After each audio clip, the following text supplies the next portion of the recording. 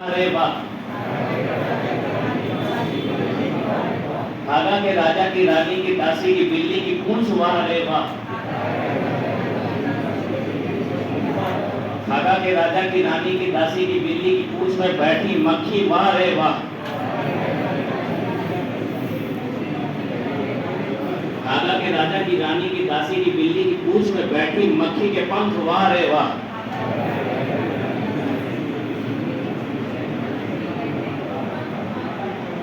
शांत हो गया धीरे धीरे। लास्ट स्टेटमेंट है, खागा के राजा की रानी की दासी की बिल्ली की पूंछ में बैठी मक्खी के पंख पर नाचता खागा का राजा वाह रे वाह। इसको जरूर याद कर लीजिएगा, भले ही सारे वर्ग याद हो या ना, ये बहुत इंपॉर्टेंट है। छोटे बच्चे बहुत अट्रैक्टिव होते हैं सब चीज़ों से। चलिए सामाजिक विज्ञान से शुरू करते हैं अपना। एक आपके सामने एक पिक है, आप आइडेंटिफाई करिए कि किस चीज को दर्शा रही है, किसको शो कर रही है।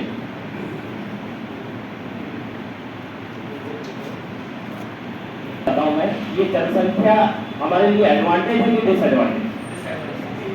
कितने लोग मानते हैं कि डिसएडवांटेजेस है?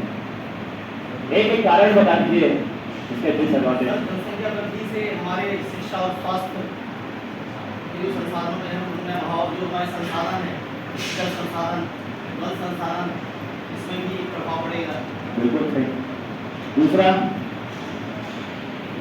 नहीं पहुंच जाएगी, रिसोर्सेज की कमी, पहले ये अनएम्प्लॉयमेंट राइज, सोशल प्रॉब्लम्स। हाँ जी बताइए। पोल्यूशन, राइजिंग पॉल्यूशन, अनदर और कोई गरीबी, सोशल प्रॉब्लम्स में आता है।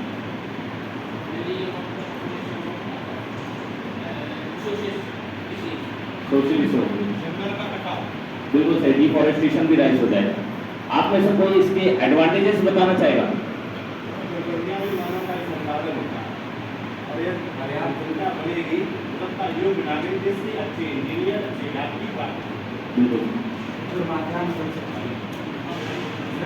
श्रम शक्ति, ह्यूमन रिसोर्स, हमें नेक्स्ट करवाना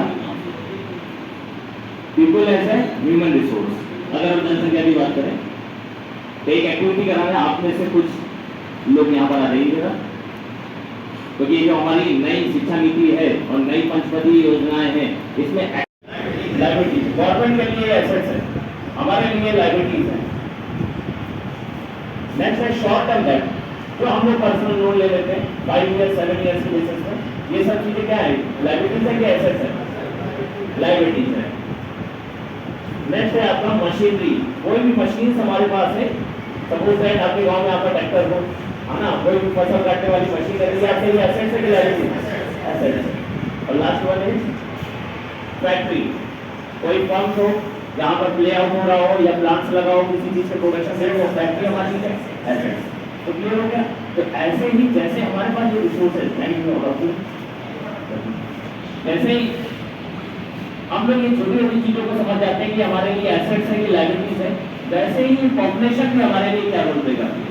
अगर इस पॉपुलेशन को हम भीड़ देखेंगे तो हमें लायबिलिटीज जैसी दिखेगी, पर अगर इस पॉपुलेशन को हम लोग एक रिसोर्स की तरह देखेंगे तो हमें एसेट्स की तरह दिखेगी। और एक बुद्ध ने बहुत अच्छा कहा था उसने कि don't see we have a 100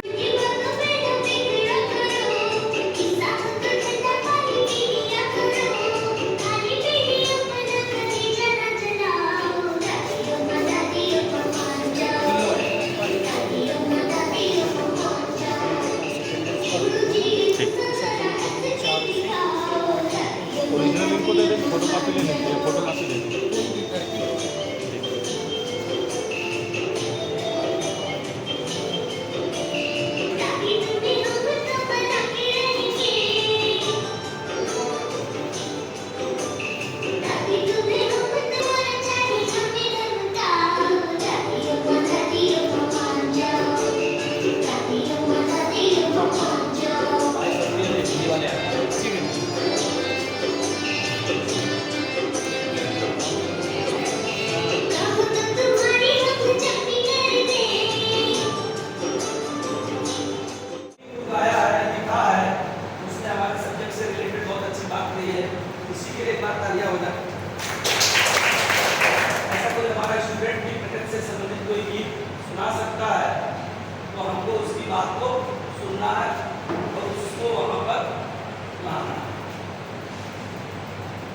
तो हमारा जो प्रकरण है वो यहाँ से निकल करके आ गया है।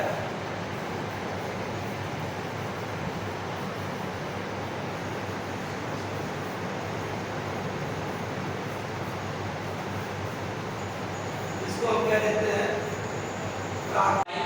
प्लस चौड़ाई।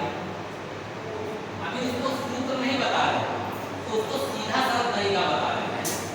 फिर जाए चार है ना, लंबाई हो गई, चौड़ाई हो गई, फिर यहाँ 10 सेंटीमीटर स्पष्ट हो जाए।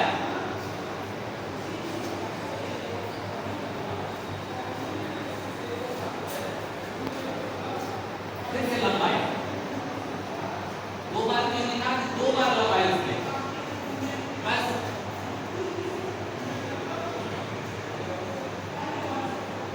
बनने लगे।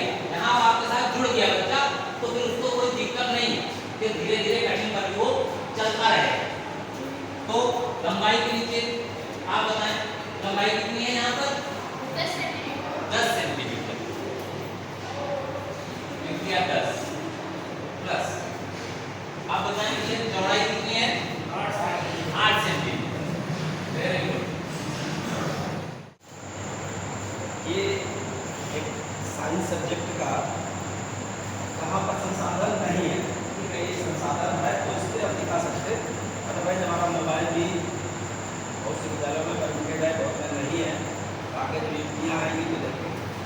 किसी भी क्लास को पढ़ाना है, हमने पिछला समय ये शिक्षण हम लोगों का हुआ था, आज भी शायद बताया गया होगा।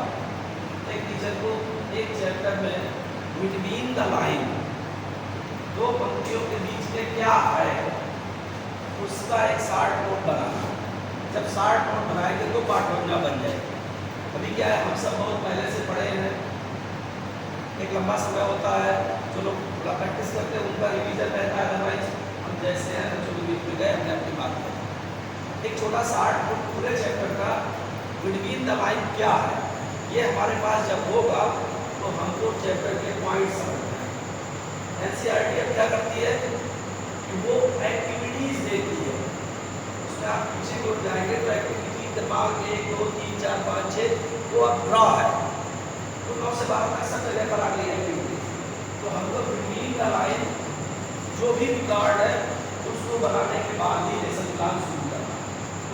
अगर आप ऐसे लेसन प्लान बनाओगे, अपने में से कितने लोगों ने बनाया बिटवीन द लाइन वाला? दो पंक्तियों के बीच में राइटर क्या कहना चाहता है, एक पार्ट है ना, प्रत्येक लाइन में कोई कोई विषय है, एक लाइन और दूसरी लाइन के बीच में एक बात आ गई। जैसे मैं अभी आपको एक प्राकृतिक संसाधन एक चैप्टर में पढ़ाऊंगा, तो प्राकृतिक संसाधन तो एक मेन हेडिंग है, लेकिन प्राकृतिक संसाधन में नवीकृत अनवीकृत, ठीक है, तो वन संरक्षण, जल, मृदा, फिर उसके बाद वायुमंडल, वायुमंडल के बाद एटमॉस्फेयर हम पढ़ेंगे, फिर विलुप्त प्रजातियाँ पढ़ेंगे, फिर आगे जाते हुए उस